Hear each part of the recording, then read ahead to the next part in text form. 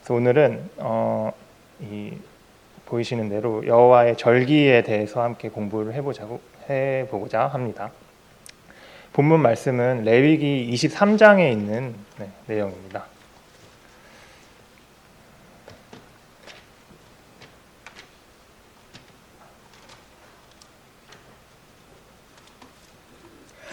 이 여호와의 절기에 대한 내용은 레위기 23장에도 있고 구약성경 곳곳에서 이제 하나님이 말씀을 하고 계십니다.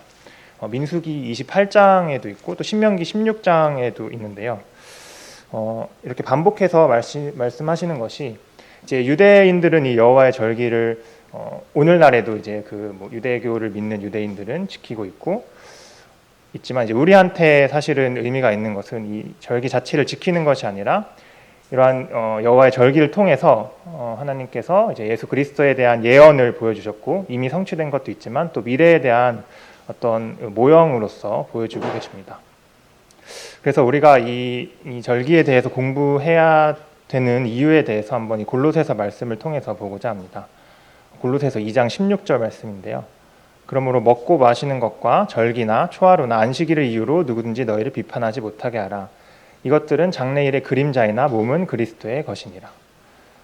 이 말씀을 통해서 결국에 우리는 이미 이루어진 어떤 예수님께서 오셔서 이 땅에 이루어진 예언의 성취를 또 바라볼 수 있고 또 아직 이루시지 않은 예언들에 대해서 장차 이루어질 일들에 대해서 그림자가 아니라 이제 몸으로서 오시는 주님을 통해서 볼 수가 있을 것입니다. 그래서 절기를 공부하기 위해서는 이제 달력을 좀 알아야 되죠. 우리나라는 크게 명절이 두 가지가 있습니다. 설날이랑 추석이 있죠. 추석이 이제 다음 달 9월이면 있는 것 같은데 마찬가지로 이 유대인의 여호와의 절기도 이 유대인의 달력 속에서 우리가 어느 정도 이해하는 것이 필요합니다. 옆에 보시면 달력이 있는데 우리나라는 달력 월을 세는데 숫자 1, 2, 3, 4를 알면은 셀 수가 있습니다. 1월, 2월, 3월, 4월 셀 수 있죠. 근데 이제 이 영어 달력만 봐도 1, 2, 3, 4 안다고 해서 이제 달을 셀 수가 없습니다. 이 January, February 해서 단어를 12개나 더 외워야 되는 이런 게 있는데요. 유대인의 달력도 이와 유사한 부분이 있습니다. 그래서 어떻게 이 유대인의 달력이 시작되었는지는 출애굽기 12장 말씀에 그 근거가 나와 있습니다. 이제 이스라엘 민족이 어떤 하나의 민족 국가를 이루고 이제 애굽에서부터 탈출할 때 하나님께서 말씀을 모세에게 하십니다. 여호와께서 애굽 땅에서 모세와 아론에게 일러 말씀하시되 이 달을 너희에게 달의 시작 곧 해의 첫 달이 되게 하고 라고 해서 이 애굽 땅에서 이스라엘 민족이 출애굽하면서 이제 어떤 민족 나라의 개념으로서 이스라엘의 첫 달이 시작이 됩니다.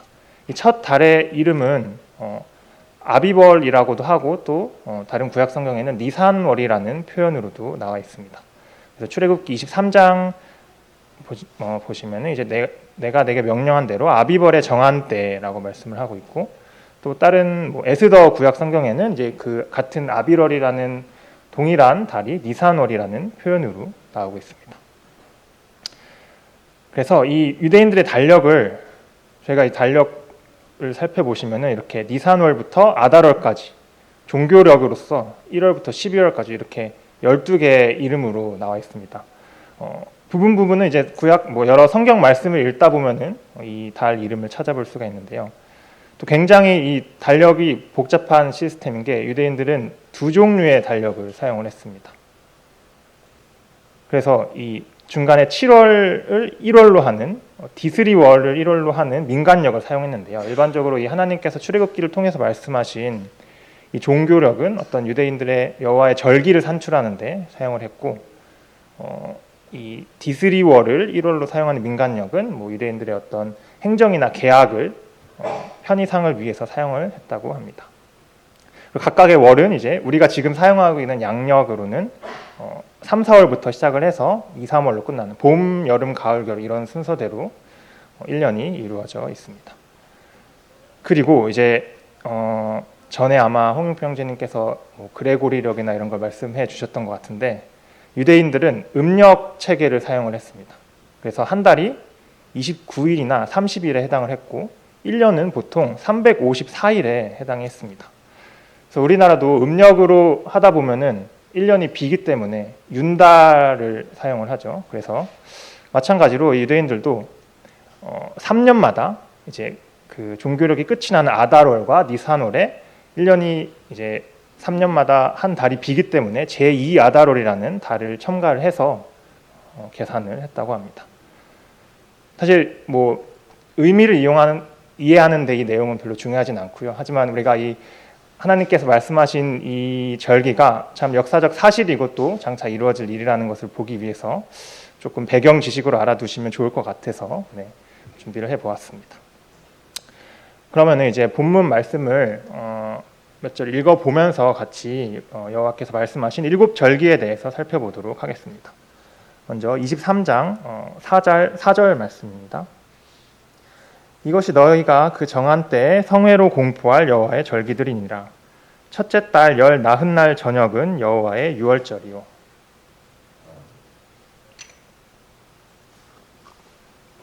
하나님께서는 이 종교력으로 1월이죠. 니산월 14일을 유월절로 말씀을 하고 계십니다.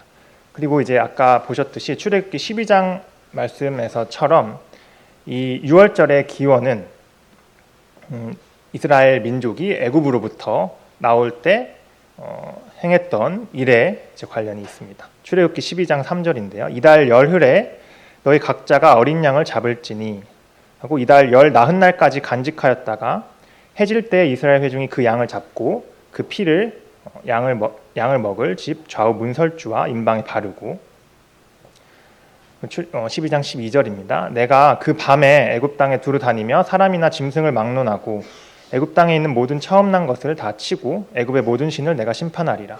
나는 여호와라. 내가 애굽 땅을 칠 때에 그 피가 너희가 사는 집에 있어서 너희를 위하여 표적이 될지라. 내가 피를 볼 때에 너희를 넘어가리니.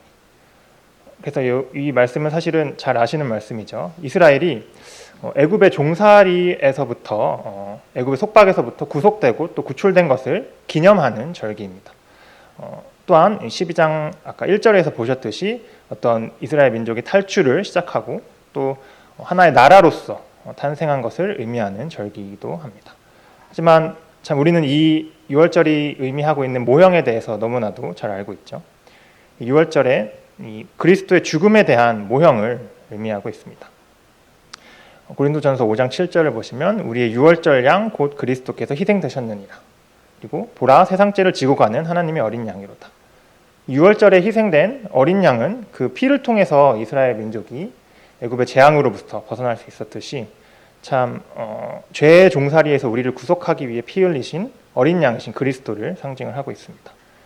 이 유월절은 그리스도의 죽음에 대한 모형으로 나타나 있고 또 애굽에서 이 양쪽 문설주에 어린 양의 피가 뿌려졌을 때 그 집에 거하는 사람들이 재앙으로 벗어나서 안전하게 되었죠. 마찬가지로 우리도 예수 그리스도의 보혈을 통해서 우리가 하나님의 심판으로부터 그 죄의 심판으로부터 벗어나고 구원의 동일한 효과를 나타냈다는 것을 살펴볼 수 있습니다. 이 성경의 여러 부분에서 이 유월절에 제물된 어린 양이 우리 주님을 예표한다는 것을 볼 수가 있는데요. 대표적인 말씀을 보시면 출애굽기 12장 43절부터 46절 말씀에 유월절 규례에 대해서 말씀하고 있는데 유월절 제물에 대해서는 그 고기를 조금으로 집 밖으로 내지 말고 뼈도 꺾지 말지며라고 말씀을 하고 있는데 요한복음 말씀을 통해서 확인할 수 있죠.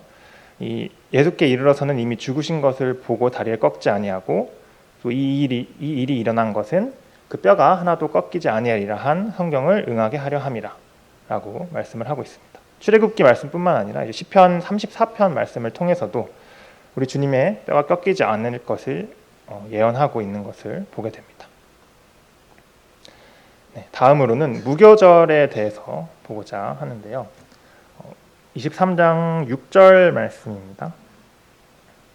이달 열 닷새 날은 여호와의 무교절이니 이래 동안 너희는 무교병을 먹을 것이요 그 첫날에는 너희가 성회로 모이고 아무 노동도 하지 말지며 너희는 이래 동안 여호와께 화제를 드릴 것이요 일곱째 날에도 성회로 모이고 아무 노동도 하지 말지니라.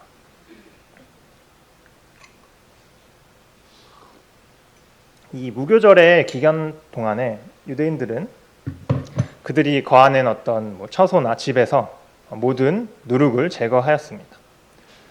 그리고 이제 유월절 제물의 고기를 첫날에 먹고 이래 동안에는 이제 누룩이 들어있지 않은 빵, 무교병이죠. 무교병을 먹었는데요. 제가 어떻게 생겼는지 궁금해서 한번 찾아봤습니다. 저희가 예배 만찬 시간에 드리는 빵이랑 되게 비슷하게 생겼더라고요. 이렇게 마차라고 발음하는 빵이라고 합니다. 이제 찾아보니까 오른쪽은 이제 6.25 전쟁 때 미국에 있는 뭐라고 해야 되죠? 미국계 유대인들이 전쟁에 참가했을 때도 이 무교절을 지키기 위해서 서울에서 찍힌 사진이라고 합니다. 그래서 이 누룩은 보통 성경에서 죄를 의미하게 되죠. 그래서 이 무교절은 우리 주님의 거룩한 삶을 나타냄과 동시에 또한 이 유월절 어린 양의 피로써 구속함을 받은 이 성도들의 어떤 생활의 모형이 됩니다. 즉 우리 주님께서 어떤 성도들의 의와 거룩이 되시기 때문에 구원받은 이후에 즉시 우리 성도들의 삶에도 거룩한 열매가 따라오는 것을 말하고 있는데요. 고린도전서 5장 7절 말씀을 보시면 너희는 누룩 없는 자인데 새 덩어리가 되기 위하여 묵은 누룩을 내버리라 하고, 또 이러므로 우리가 명제를 지키되 묵은 누룩으로도 말고 악하고 악의에 찬 누룩으로도 말고 누룩이 없이 오직 순전함과 진실함의 떡으로 하자. 여기서 정말로 이제 우리가 있는 누룩을 내어버리라는 게 아니라 우리 삶 가운데서 누룩이 의미하는 죄악된 것을 버리고 참 주님의 자녀로서 성화된 삶을 살 것을 분명히 의미하고 있습니다. 이 본문 말씀을 보시면은 유월절과 무교절은 이제 중간 기간이 없이 바로 이어지는 것을 볼 수가 있습니다. 니산월 14일부터 유월절이라고 되어 있는데 15일부터 바로 이어지죠.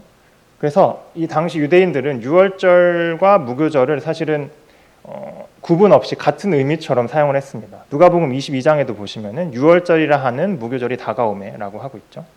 참 그래서 우리는 이 의미하는 바도 우리가 중간 기간 없이 바로 이어진다라는 것이 유월절과 무교절뿐만 아니라 이 각각의 의미하는 죄를 통한 구속과 거룩한 삶에는 중간 기간이 없이 바로 이어져야 한다는 것을 알 수가 있습니다. 하나님께서는 우리가 구원을 받은 후에 잠깐 세상에서 할 일을 하고 하나님을 찾고 거룩한 삶이 이어지는 것을 바라시는 것이 아니라 정말로 우리가 죄의 구속함을 받은 백성들이 그 삶 가운데서 바로 거룩할 수 있도록 거룩한 삶을 찾으시는 것을 보게 됩니다. 요한복음 17장 말씀을 보시면 내가 세상에 속하지 아니함 같이 그들도 세상에 속하지 아니하였사옵나이다. 그들을 진리로 거룩하게 하옵소서라고 말씀을 하고 있고, 또 이는 그들도 진리로 거룩함을 얻게 하려 함이니이다. 따라서 우리는 참 하나님의 자녀로서 하나님의 어린 양 되신 주님의 피로써 거듭남을 받았을 때에는 우리의 삶이 바로 어떤 하나님께 열매를 드리는 거룩한 삶으로 이어져야 할 것을 분명히 이 절기를 모형으로서 말씀을 해주고 있는 것을 보게 됩니다. 네, 다음으로는 초실절에 대해서 나타나 있는데요. 9절부터 읽어보도록 하겠습니다. 여호와께서 모세에게 말씀하여 이르시되 이스라엘 자손에게 말하여 이르라. 너희는 내가 너희에게 주는 땅에 들어가서 너희의 곡물을 거둘 때에 너희의 곡물의 첫 이삭 한 단을 제사장에게로 가져갈 것이요 제사장은 너희를 위하여 그 단을 여호와 앞에 기쁘게 받으심이 되도록 흔들되 안식일 이튿날에 흔들 것이며. 이 초실절은 그 해의 첫 곡물의 수확의 시작을 알리는 절기였습니다. 이 표가 나와 있는데요. 표는 이스라엘 지방의 곡물들의 수확 날짜라고 해야 되나요? 수확 시기를 나타낸 것이라고 합니다. 이때 이 초실절을 의미하는 보리가 영어로 뭔지 잘 몰라서 찾아봤는데 이 바알레 이게 보리라고 합니다. 보리가 이제 이스라엘 지방에서 처음으로 이제 수확을 하는 곡물 중에 하나라고 나와 있는데, 이때 유대인들은 그해 이제 첫 곡물인 보리를 수확하는 것에 대한 감사의 표로서 초실절에서 그 곡물의 이삭을 한 단을 가져와서 흔들었던 그런 것을 보게 됩니다. 이 초실절은 우리 주님의 부활을 의미하게 되는데요. 이 부활에 대해서 또 살펴보기 위해서 우리 주님께서 십자가에 달리기 마지막 시간에 대해서 같이 살펴보고자 합니다. 이제 다양한 견해가 있고 흔히 이제 크게 AD 30년이나 33년으로 보통 예수님께서 십자가에 달리신 연도를 추정을 하는데요. 이 초실절에 대한 의미를 살펴보기 위해서 이 십자가에 달리신 그 주에 이제 목요일부터 일요일까지 그 시간을 함께 살펴보도록 하겠습니다.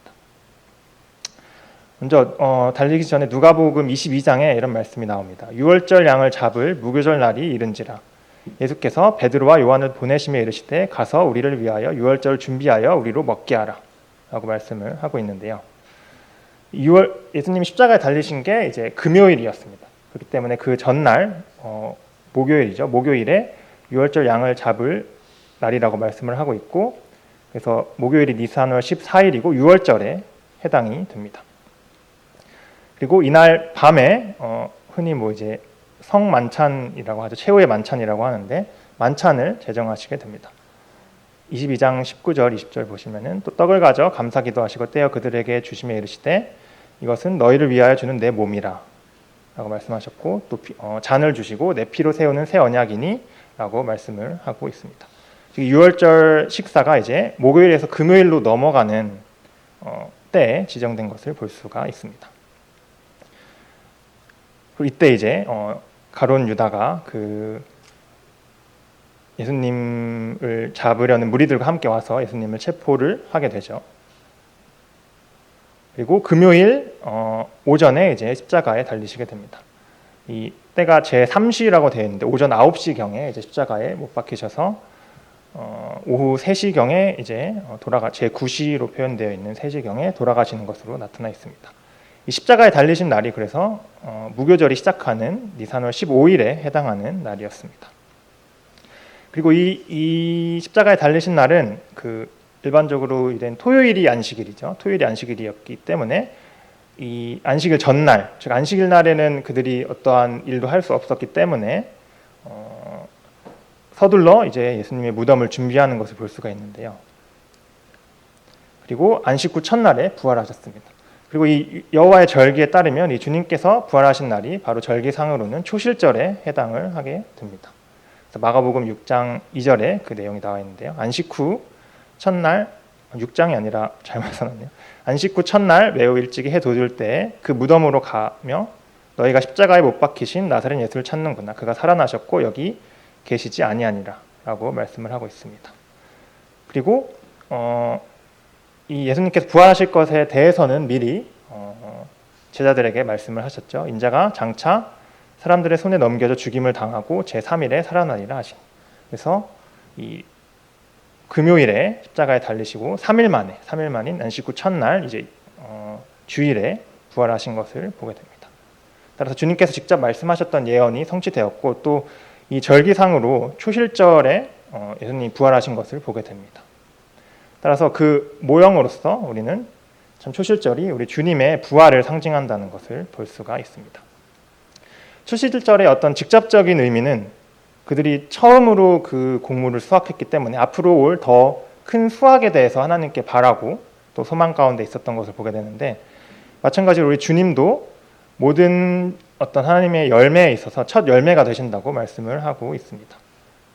고린도전서 15장 보시면 그리스도께서 죽은 자 가운데서 다시 살아나서 잠자는 자들의 첫 열매가 되셨도다 라고 말씀을 하고 있고, 또 아담 안에서 모든 사람이 죽은 것 같이 그리스도 안에서 모든 사람이 삶을 얻으리라. 그러나 각각 자기 차례대로 되리니 먼저는 첫 열매인 그리스도요라고 말씀을 하고 있습니다.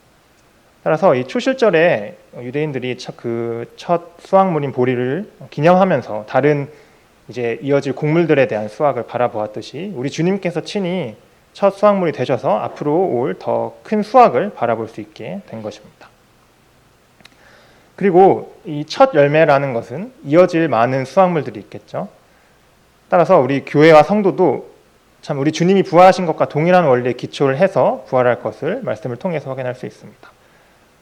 데살로니가전서 4장 말씀처럼 우리가 예수께서 죽으셨다가 다시 살아나심을 믿을진대 이와 같이 예수 안에서 자는 자들도 하나님이 그와 함께 데리고 오시리라 라고 말씀을 하고 있습니다. 또한 로마서 말씀에서도 예수를 죽은 자 가운데서 살리신 이의 영이 너희 안에 거하시면 그리스도 예수를 죽은 자 가운데서 살리신 이가 너희 안에 거하시는 그의 영으로 말미암아 너희 죽을 몸도 살리시리라. 따라서 우리는 참 우리의 부활이 우리 주님께서 부활하신 것과 같이 우리 주님께서 첫 열매가 되신 것과 같이 참 동일한 원리에 의해서 부활하고 또 생명을 얻을 것을 바라볼 수가 있게 됩니다. 이제 6월절부터 추실절까지는 우리 주님께서 이미 이 땅에 오셔서 이루신 그런 예언에 대해서 살펴보았는데요. 다음으로 이어질 내용은 이제 77절 오순절이라고 하는 절기가 나와 있습니다. 23장 15절부터 나와 있는데요. 안식일 이튿날 곧 너희가 요제로 곡식단을 가져온 날부터 세어서 7 안식일의 수요를 채우고 7 안식일 이튿날까지 합하여 50일을 계수하여 새 소제를 여호와께 드리되 너희의 처소에서 10분의 2 에바로 만든 떡 2개를 가져다가 흔들지니 이는 고운 가루에 누룩을 넣어서 구운 것이요 이는 첫 요제로 여호와께 드리는 것이며 77절이 이제 구우단하면 77에 49죠. 그래서 7 안식일이고 일주일은 이제 7일이기 때문에 7절로부터 49일 그리고 이튿날이라고 했기 때문에 이제 50을 오순이라고 하기 때문에 오순절이라고 표현을 한다고 합니다. 이제 이때는 그 밀 수확인데요. 보시면은 보리보다 한 달 정도 이제 뒤에 수확을 보통 하게 된다고 합니다. 이 밀 수확 시작에 대해서 하나님께 감사하는 그런 절기로서 유대인들은 이 절기를 지키고 있었습니다. 그리고 이제 뭐 대표적으로 초실절부터 77절까지 있었던 배경이 되는 성경 말씀이 룻기서에 나오고 있습니다. 룻기서 1장을 보시면은 이제 나오미가 룻과 함께 그들이 보리추수 시작할 때 베들레헴에 이르렀다라고 말씀을 하고 있고 2장에서 보리추수와 밀추수를 마치기까지 이삭을 주우며라고 얘기를 하고 있습니다. 이 오순절은 잘 아시듯이 사실 우리한테는 이 교회에 성령님이 이 땅에 오셔서 교회가 시작한 것이 더 중요한 의미를 가지고 있습니다. 오순절 때 이 성령이 오셔서 교회가 시작한 모습을 이 사도행전 말씀을 통해서 볼 수 있는데요. 오순절 날이 이미 이름에 그들이 다 같이 한 곳에 모였더니 그들이 다 성령의 충만함을 받고라고 말을 하고 있습니다. 그리고 이 성령님께서 오시는 것은 우리 주님께서 떠나가시기 전에 분명히 말씀하고 계신 부분입니다. 오직 성령이 너희에게 임하시면 너희가 권능을 받고 예루살렘과 온 유대와 사마리아 땅끝까지 이르러 내 증인이 되리라 하시니라라고 얘기를 하고 있습니다. 아울러서 이제 이 오순절 이후의 절기 다음 절기인 이제 나팔절이죠. 나팔절까지에는 약 한 4개월 정도의 긴 1년 중에 긴 공백이 있습니다. 따라서 이 참 시대는 우리가 교회가 주님을 소망하면서 주님이 다시 오실 때까지 참 이 땅에서 주님의 증인으로서 사는 교회 시대를 의미한다라고 볼 수가 있습니다. 한 가지 이제 좀 흥미로운 부분은 성경 말씀에 이제 구체적으로 말하고 있지는 않은데요. 유대인들은 이 오순절이 모세가 시내산에서 율법을 받은 날이라고 생각하고 기념을 한다고 합니다. 뭐 구체적인 근거는 아니지만 이제 출애굽기 19장 말씀을 보시면 이스라엘 자손이 애굽 땅을 떠난 지 3개월이 되던 날, 즉 니산월로부터 이제 3개월이니까 시완월에 해당이 되죠. 그래서 뭐 성경 말씀의 근거는 아니고 유대인들은 어떤 전승에 의해서 이 오순절에 모세가 시내산에 가서 율법을 받았다라고 하고 지키고 있습니다.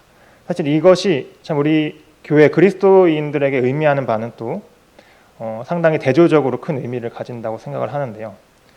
우리는 더 이상 이제 사실은 율법의 지배를 받고 있지 않죠. 하지만 참 유대인들이 그 율법을 받았다고 하는 그 날에 우리는 성령님을 받게 되었습니다. 그래서 참 하나님께서는 우리를 공교롭게도 이제 율법과 성령을 하나님께서 같은 날에 주셨다라고 생각을 한다면 정말로 이 하나님께서 주시는 성령님의 은혜가 더욱더 크다라는 것을 참 말씀을 통해서 느낄 수 있는 것 같습니다. 그래서 로마서 7장 말씀을 보시면 율법에서 벗어났으니 이러므로 우리가 영의 새로운 것으로 섬길 것이요 율법 조문에 묵은 것으로 아니할지니라 하고 있고 또 생명의 성령의 법이 죄와 사망의 법에서 너를 해방하였습니다. 즉 성령님을 통해서 우리가 더 이상 율법에 얽매이지 않고 온전히 해방되었다는 것을 사실 우리는 잘 알고 있는데 그것이 만약에 같은 날에 주셨다고 하면 하나님께서 정말로 오묘한 어떤 섭리로서 원리로서 주신 것이 아닐까 생각이 됩니다. 그래서 갈라디아서 5장 말씀처럼 너희가 만일 성령의 인도하시는 바가 되면 율법 아래에 있지 아니하니라 라고 말씀을 하고 있습니다. 다음으로는 이제 몇 가지 살펴볼 부분이 이제 오순절에 드리는 제물 중에서는 누룩이 들어간 떡 2개가 나타나 있습니다. 아까 말씀드렸듯이 누룩은 죄악을 상징하고 있죠. 하지만 우리 이 교회 성도들은 이 땅에서 거하는 가운데서는 우리 육신 가운데 죄악이 어쩔 수 없이 거하게 됩니다. 따라서 하나님께서는 이 오순절에 드리는 제물에 대해서 속죄제를 또 드리도록 말씀을 하고 있습니다. 따라서 이 속죄제를 통해서 하나님께서는 이 떡에 들어있는 누룩에 대해서 그 우리의 죄를 간과하시고 우리의 제사를 기뻐 받으시는 것을 보게 됩니다. 따라서 이 교회 성도들은 그 자체 속에 어떤 옛 성품의 누룩이 남아있긴 하지만 그것을 더 이상 하나님께서는 누룩, 죄악으로 보시지 않고 넘어가는 은혜를 베푸시는 것을 보게 됩니다. 그리고 이제 17절에 보시면은 떡 2개를 가져다가 흔들지니라고 나타나 있는데요. 참 이는 이 그리스도 안에서 참 새로운 한 사람이 된 유대인과 이방인에 대한 상징을 나타낸다고 보고 있습니다. 그래서 아까 이제 예배 시간에도 읽어주셨는데 우리가 유대인이나 헬라인이나 종이나 자유인이나 다 한 성령으로 세례를 받아 한 몸이 되었고 또 다 한 성령을 마시게 하셨느니라. 참 우리가 성령을 받은 이후로는 하나님의 교회의 구성원이 된 이후로는 더 이상 유대인과 이방인이라는 의미가 사실은 없죠. 물론 믿지 않는 그 사람들에 대해서 하나님께서 다른 경륜을 보이실지 모르지만 따라서 참 이 떡 2개가 하나의 제물로서 드려졌듯이 우리가 한 성령 안에서는 이방인이었던 우리도 하나님의 자녀로서 하나님의 교회로서 참 더해진 것에 대해서 감사가 되는 것 같습니다. 그래서 이제 오순절로부터 한 4달이 흐르고 나팔절에 대해서 또 말씀을 해주고 계신데요. 나팔절은 23절부터 나타나 있습니다. 23장 23절입니다. 여호와께서 모세에게 말씀하여 이르시되 이스라엘 자손에게 말하여 이르라. 7째 달 곧 그 달 첫날은 너에게 쉬는 날이 될지니 이는 나팔을 불어 기념할 날이요 성회라. 어떤 노동도 하지 말고 여호와께 화제를 드릴지니라. 아까 잠깐 말씀드렸듯이 나팔절은 그들의 종교력이 아니라 이제 민간 달력으로서 어떤 새해와 새달이 시작되는 날이었습니다. 그래서 나팔을 불 때 참 이스라엘 백성이 거룩한 모임으로서 함께 모이는 것을 볼 수가 있는데요. 처음에 그냥 이제 어떤 이미지가 없이 글로만 읽었을 때는 나팔이라고 하니까 이런 나팔이 생각이 났는데 이런 나팔은 아니겠죠. 그래서 당시 이제 유대인들이 사용했던 나팔에 대해서 좀 찾아보면 시편 98편에 그러한 말씀을 통해서 좀 나와 있습니다. 나팔과 호각 소리로 왕이신 여호와 앞에 즐겁게 소리칠지어다. 당시 이제 유대인들은 2가지 더 종류는 많을 수도 있겠지만 크게 2가지 종류의 나팔을 사용했던 것으로 보입니다. 이제 왼쪽은 이 시편 98편에서 말하고 있는 나팔이겠죠. 하초츠라라고 하는 악기로 되어 있는데 사실 현재는 사용하고 있지 않습니다. 은으로 만든 나팔인데 성전에서 제사를 드릴 때 특히 사용을 했었고 따라서 지금은 이제 이스라엘 성전이 무너졌죠. 이제 그 AD 70년에 디도스 장군이 성전을 무너뜨렸는데 이 오른쪽에 보이는 벽화가 이제 디도스 장군이 이스라엘 성전을 무너뜨리고 그 어떤 안에 있는 뭐라 그래야 돼요? 약탈품, 전리품으로서 가져가는데 잘 보시면 이제 기다란 막대기가 있는데 이게 하초츠라라고 하는 유대인들이 사용했던 나팔이라고 합니다. 그리고 이제 오른쪽에 있는 쇼파르라고 하는 이제 양이나 염소의 뿔로서 만든 악기인데요. 이게 이제 시편 98편에 나오는 나팔이 아니라 이거는 호각으로 번역이 되어 있는데 현재까지도 이제 유대인들이 여러 절기 때 사용하고 있는 악기입니다. 이 성경 말씀에서는 이 나팔과 호각, 이 나팔에 대해서 다양한 그 긴 역할을 설명을 해주고 계시는데요. 일단 첫 번째로는 하나님께서 그 이스라엘 백성에게 강림하실 때 어떻게 말씀하고 계시냐면은 셋째 날 아침에 우레와 번개가 빽빽한 구름이 산 위에 있고 나팔 소리가 매우 크게 들리니 여호와께서 불 가운데서 거기 강림하십니다. 하나님께서 그들의 백성에게 나타나실 때 나팔 소리가 들린다라고 말씀을 하고 있습니다. 또 민수기 말씀을 보면은 이제 나팔 소리가 어떤 역할을 하는지 볼 수가 있는데요. 나팔을 통해서 이제 10장 1절 2절 말씀을 보시면 회중을 소집하여 진영을 출발하게 할 것이라 라고 하고 있고 또 밑에서는 대적을 치러 나갈 때는 나팔을 크게 불지니 너희의 희락의 날과 너희가 정한 절기와 초하루에는 번제물을 드리고 화목제물을 드리며 나팔을 불라. 따라서 이 이스라엘에 있어서 나팔 소리는 첫째로 이제 하나님께서 그들 가운데 강림하실 때 들리는 소리인 것을 알 수 있고, 또 주님의 어떤 백성들을 모으고 또 앞으로 나아가게 할 때, 그리고 전쟁과 그들의 절기를 지키고 제사를 드릴 때 나팔을 사용한 것을 보게 됩니다. 따라서 우리는 첫 번째로 이 나팔절의 의미가 우리 주님이 다시 오실 때 그 나팔 소리가 들릴 것으로 우리는 생각할 수 있습니다. 즉 성도들이 휴거 시에 이제 공중에서 주님을 만나기 위해 집결하는 것을 의미한다고 볼 수 있습니다. 데살로니가전서 4장 16절에 하나님이 나팔 소리로 친히 하늘로부터 강림하신다 라고 말씀을 하고 있고, 또 고린도전서 말씀에서도 마지막 나팔의 순식간에 호련히 다 변화되리니 나팔 소리가 나매 죽은 자들이 썩지 않을 것으로 다시 살아나고 우리도 변화되리라 라고 얘기를 하고 있습니다. 그리고 이제 그 백성들을 모을 때 나팔 소리를 사용했다라고 얘기를 하고 있는데요.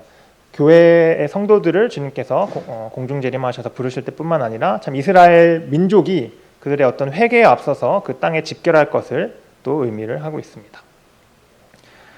로마서 말씀을 보시면 이방인의 충만한 수가 들어오기까지 이스라엘의 덜어는 우둔하게 된 것이라. 그리하여 온 이스라엘이 구원을 받으리라. 그리고 주님께서 가시기 전에도 이렇게 말씀을 하셨죠. 그가 큰 나팔 소리와 함께 천사들을 보내리니 그들이 그의 택하신 자들을 하늘 이 끝에서 저 끝까지 사방에서 모으리라. 참 어떻게 보면 하나님의 은혜로서 이방인들에게까지 복음이 들어왔지만 충만한 수가 차게 되면 이 교회 시대, 은혜 시대는 끝이 나고 이스라엘에 남는 자들이 참 이 주님의 땅에서 예루살렘에서 나팔절을 지키기 위해서 전 세계로부터 돌아오게 될 것입니다. 이 관련된 내용을 찾다가 사실은 또 이제 놀라운 부분이 이제 예전 19세기에 이제 일하셨던 형제님들의 여러 책들도 읽어봤는데요. 그 형제님들께서 이제 말씀하시기를 분명히 이스라엘 땅이 언젠가 회복될 날이 올 것이다라고 얘기를 하고 있는데, 사실은 지금 우리는 잘 알고 있죠. 1948년인가요? 이스라엘이 다시 나라로 모여서 그들의 영토를 회복을 하고, 지금은 물론 이제 많은 전쟁이 있고 하긴 하지만 어떻게 보면 그들이 돌아올 어떤 영토적인 기반이 충분히 이제 마련이 되었습니다. 따라서 우리는 이 하나님께서 이 나팔절이 의미하는 즉 그 교회를 부르시고 또 그 민족을 그 땅에 다시 모으실 날이 멀지 않았다는 것을, 그리고 점점 다가오고 있고 하나님의 시계는 흘러가고 있다는 것을 우리는 지금 역사를 통해서 또 지금 확인할 수 있는 것을 보게 됩니다. 나팔절이 끝나고는 이제 속죄일이 다가오게 되는데요. 26절부터 읽어보도록 하겠습니다. 여호와께서 모세에게 말씀하여 이르시되 일곱째 달 여름날은 속죄일이니 너희는 성회를 열고 스스로 괴롭게 하며 여호와께 화제를 드리고 이날에는 어떠한 일도 하지 말 것은 너희를 위하여 너희 하나님 여호와 앞에 속죄할 속죄일이 됨이니라. 이 속죄일의 의미 자체에 대해서는 사실은 이제 레위기 16장에 더 자세히 설명이 되어 있습니다. 이 속죄일은 대제사장이 1년에 한 번 지성소에 들어가서 이스라엘의 모든 백성들의 죄를 속죄하는 그러한 절기 일에 해당이 됐는데요. 16장 34절 말씀을 보시면 이는 너희가 영원히 지킬 규례라. 이스라엘 자손의 모든 죄를 위하여 1년에 한 번 속죄할 것이니라. 사실 이 속죄일에 드리는 어떤 그러한 그 예식, 제사 자체로서도 제물로서 그리고 제사장으로서 오신 예수 그리스도에 대한 예표를 잘 보여주고 있습니다. 그래서 간단하게만 레위기 16장 8절부터 10절을 보시면 두 염소를 위하여 제비 뽑되 한 제비는 여호와를 위하고 한 제비는 아사셀을 위하여 할지며, 이 주님의 십자가의 사역이 참 우리는 나의 죄를 구원하기 위해서라는 것이 가장 1차적으로 다가오긴 하는데, 그 두 염소를 통해서 볼 수 있듯이 참 두 가지 의미를 보게 됩니다. 첫 번째로는 여호와를 위하여, 즉 하나님의 영광을 회복하는데 사실은 가장 우선시되는 그런 부분이 있고, 또 아사셀을 위하여, 즉 참 속죄를 위해서 광야로 보내줬듯이 우리의 죄를 사하기 위해서 참 우리 주님께서 친히 이 땅에 우리의 제물로 오신 것을 보게 됩니다. 하지만 이 그 일곱 절기의 전체적인 시간 흐름을 통해서는 이 속죄일이 의미하는 바가 따로 있는데요. 이스라엘의 어떤 민족적인 회개와 그리고 메시아, 우리 주님을 뜨겁게 환영함을 나타내게 됩니다.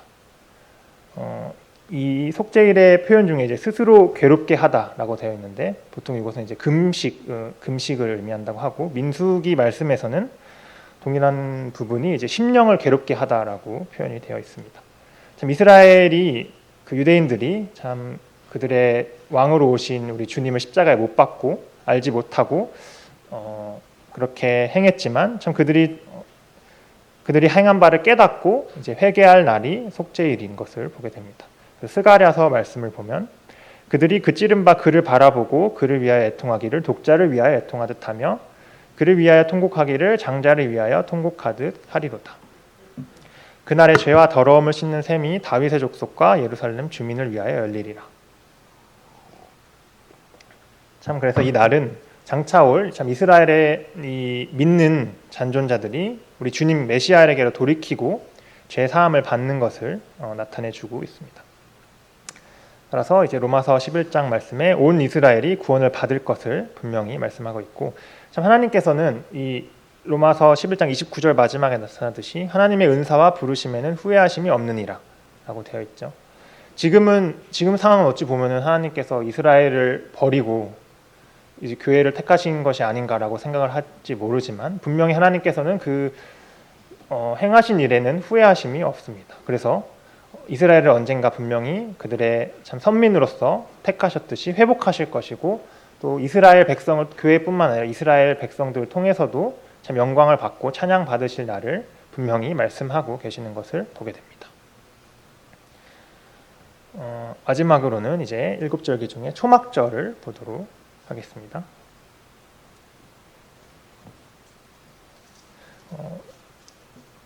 레위기서 23장 33절부터 나와 있는데요. 여호와께서 모세에게 말씀하여 이르시되 이스라엘 자손에게 말하여 이르라. 일곱째 달 15셋 날은 초막절이니 여호와를 위하여 이레 동안 지킬 것이라. 그리고 40절부터 또 보도록 하겠습니다. 첫날에는 너희가 아름다운 나무 실과와 종려나무 가지와 무성한 나무 가지와 시내버드를 취하여 너희 하나님 여호와 앞에서 이레 동안 즐거워할 것이라. 너희는 매년 이레 동안 여호와께 이 절기를 지킬지니 너희 대대의 영원한 규례라. 너희는 일곱째 달에 이를 지킬지니라. 너희는 이레 동안 초막에 거주하되 이스라엘에서 난 자는 다 초막에 거주할지니 이는 내가 이스라엘 자손을 애굽 땅에서 인도하여 내던 때에 초막에 거주하게 한 줄을 너희 대대로 알게 함이니라. 나는 너희의 하나님 여호와이니라. 이 절기 때에는 이제 이스라엘 백성들이 7일간 초막 임시 거처에 거주를 했습니다. 그들이 이제 애굽에서 나올 때에는 사실은 집이 없었죠. 이렇게 정해진 집이 없고 일종의 유랑 생활, 광야 생활을 했기 때문에 임시 거처에서 지냈었는데 이를 기억하고 또 하나님을 기억하기 위해서 초막에서 지내라고 말씀을 하고 있고요. 이 절기 자체로서의 어떤 유대인들이 보고 있는 의미는 그들의 모든 수확이 끝날 때 그들의 추수를 감사하고는 절기로서 보이고 있습니다. 그래서 신명기 16장 보시면은 너희 타작마당과 포도주 틀에 소출을 거두어 들인 후에 이럴 동안 초막절을 지킬 것이오라고 말씀을 하고 있습니다. 하지만 또 성경 말씀을 보시면은 여호수아 때부터 그들이 이제 포로로 잡혀가고 다시 돌아올 때까지 이 초막절은 지켜지지 않았다라고 말을 하고 있습니다. 느헤미야서 8장 보시면 사로잡혔다가 돌아온 회중이 다 초막을 짓고 그 안에서 거하니 눈의 아들 여호수아 때로부터 그날까지 이스라엘 자손이 이같이 행한 일이 없었으므로 이에 크게 기뻐하며 라고 얘기를 하고 있습니다. 그리고 현재까지도 많은 유대인들은 이 초막절을 지키는 것을 보게 되었는데요. 이게 집이 있으면 이렇게 앞에 나무 박스처럼 되어 있는데 이게 초막이라고 하고 있고요.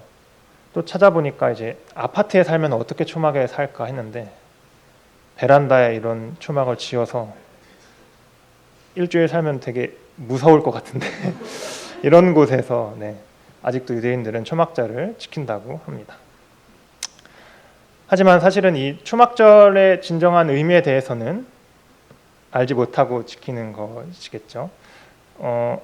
어떤 초막절의 모형은 또 마태복음에서 우리 주님이 산에서 변화되실 때 그 모형을 베드로가 또 보았는데요. 마태복음 17장 4절을 보시면 베드로가 예수께 여쭈어 이르되 주여 우리가 여기 있는 것이 좋사오니 만일 주께서 원하시면 내가 여기서 초막셋을 짓되 하나는 주님을 위하여 하나는 모세를 위하여 하나는 엘리야를 위하여 하리이다. 이 베드로는 일시적으로 우리 주님께서 천년왕국이 시작할 때 지상에 오시는 모습을 본 것 같습니다. 그래서 이 땅에 장막을 짓겠다라고 말씀을 하셨지만 주님께서는 아직 때가 아니라고 말씀을 하셨죠. 그래서 주님께서 말씀하신 이 진정한 때는 하늘의 성도들과 또 땅 위에 믿는 자들이 함께 이 땅에 거하는 천년왕국 때 성취될 것을 우리는 보게 됩니다. 계속 똑같은 표가 나오는데요. 이제 마지막 추수하는 작물이 여기 나와 있습니다. 마지막 추수는 올리브를 마지막 추수로 보고 있는데요. 올리브가 이제 감람이죠. 감람나무에서 열리는 열매인데 우리 주님께서는 이 감람산에서 올라가셨고 또 다시 오실 때 그 감람산이 중심이 될 것을 분명히 말씀하고 계십니다. 사도행전 1장을 보시면 이르되 갈릴리 사람들아 어찌하여 서서 하늘을 쳐다보느냐 너희 가운데서 하늘로 올려지신 이 예수는 하늘로 가심을 본 그대로 오시리라 하였느니라. 지자들이 감람원이라 하는 산으로부터 예루살렘에 돌아오니 라고 말씀을 하고 있고 분명 스가랴 14장 말씀에서도 그날에 그의 발이 예루살렘 앞 곧 동쪽 감람산에 서실 것이요 라고 말씀을 하고 있습니다. 따라서 이 이스라엘이 천년왕국 동안 거하는 어떤 그들의 안식과 추수를 초막절이 상징한다고 보게 됩니다. 그리고 이제 아까 읽어드렸듯이 초막절은 처음 안식일로 시작해서 마지막 8일 또 새로운 안식일로 시작을 하게 되는데요. 우리는 이 두 안식일을 천년왕국과 또 하나님께서 이제 백보자 심판 이후에 영원한 새하늘과 새 땅에 들어가는 그 안식으로 해석할 수 있습니다. 이스라엘의 이제 마지막 속죄일 이후에 초막절이 다시 예루살렘에서 기념이 될 것이고 그때는 이제 이 천년왕국과 또 그 이후에 이제 영원한 새하늘과 새 땅을 말씀하고 있는 것을 보게 됩니다. 그래서 이제 이렇게 7절기를 통해서 하나님께서 어떤 것은 이루셨고 어떤 것은 이제 앞으로 이루실 일에 대해서 살펴보았는데요. 정리를 해보면 이제 6월절과 무교절, 그 초실절은 우리 주님의 처음 오심으로써 분명히 성취된 것을 보게 됩니다. 그리고 오순절에 이제 성령이 오심으로써 교회 시대 때 우리가 지금 이제 교회 시대에 살고 있는 것이고요. 앞으로 올 이제 예언에 대해서는 나팔절과 속죄일, 초막절이 의미를 하고 있습니다. 주님께서 다시 오심으로써 성도들의 휴거가 일어나고 이스라엘 백성들이 모이고 그들이 회개를 통해서 주님께로 다시 돌이키고 참 이스라엘 백성을 하나님께서 회복시키시고 또 천년왕국과 또 새하늘과 새 땅에 우리가 다다를 것을 소망하면서 살 수 있을 것입니다. 마지막으로 한 2가지 정도를 살펴보고 마치려고 하는데요. 첫 번째는 이 레위기 23장 말씀을 보면은 반복적인 표현들이 많이 나옵니다. 반복적인 표현이 너희는 아무 일도 하지 말라라는 표현이 굉장히 자주 나오거든요. 3절에도 보시면은 너희는 아무 일도 하지 말라. 4절에 그리고 뭐 7절에도 아무 노동도 하지 말고 8절도 아무 노동도 하지 말고. 사실 그 유대인들은 이 표현을 이제 안식일로 생각을 해서 아무 일도 하지 않는다고 하는데 참 우리 그리스도인들에게는 이 아무 일도 하지 말라라는 표현이 정말 우리의 구원과 하나님의 경륜에 있어서 참 우리는 할 수 있는 것이 아무것도 없다는 것을 분명히 알 수 있습니다. 디도서 3장 5절 말씀을 보시면 우리를 구원하시되 우리가 행한 바 의로운 행위로 말미암지 아니하고 오직 그의 긍휼하심을 따라 중생의 씻음과 성령의 새롭게 하심으로 하셨나니. 이날 이 유대인의 절기 때 활동하는 사람은 딱 한 명 있었는데 제사를 위한 제사장만 일을 하고 활동을 한 것을 보게 됩니다. 따라서 우리가 우리의 구원과 또 하나님의 어떤 역사하심에 있어서 우리의 대제사장 되신 우리 주님만이 우리의 구원을 위해서 일하고 계시고 우리의 어떤 행위나 우리의 행한 바 행위로는 참 말미암지 않는 것을 보게 됩니다. 다음으로는 이제 요한복음 7장 말씀인데요. 신약 성경에도 이 유대인들의 절기에 대한 내용이 나오게 됩니다. 그 후에 예수께서 갈릴리에서 다니시고 유대에서 다니려 아니하심은 유대인들이 죽이려 함이러라. 유대인의 명절인 초막절이 가까운지라. 여기서의 표현은 레위기 23장에서 나온 표현과 조금 다르게 써 있습니다. 레위기 23장은 여호와의 절기라고 표현이 되어 있는데요. 이 요한복음 7장에 나타난 말씀은 여호와의 이름은 빠지고 유대인의 명절로서 표현이 되고 있습니다.